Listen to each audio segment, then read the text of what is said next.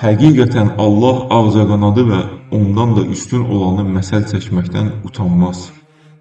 İman gətirənlər bilirlər ki, bu onların Rəbbindən haqdır. Küfr edənlər isə deyirlər, bu məsəllə Allah nə demək istədi? Halbuki o bununla bir çoxlarını azdırır və bir çoxlarını da haqq yoluna yönəldir. Lakin o, bununla yalnız fasiqləri yoldan çıxarır.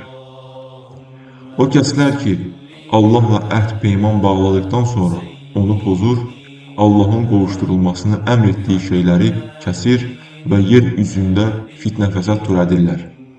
Məhz onlar ziyana uğrayanlardır.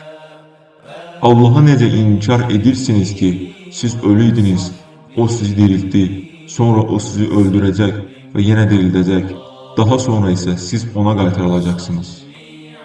Yer üzündə olanların hamısını sizə görə xəlq edən, sonra göyə tərəf yönəlib onu 7 qat göy edən odur. O hər şeyi bilir. Sənin Rəbbin mələklərə, mən yer üzündə bir canişin bərqərar edəcəyəm dedikdə, onlar, biz səni həm səna ilə təriflədiyimiz və səni müqəddəs tutduğumuz halda, sən orada fəsad törədib, qan salacaq bir kəs mi yerləşdirəcəksən? Söylədilər. O dedi, şübhəsiz ki, mən sizin bilmədiklərinizi bilirəm.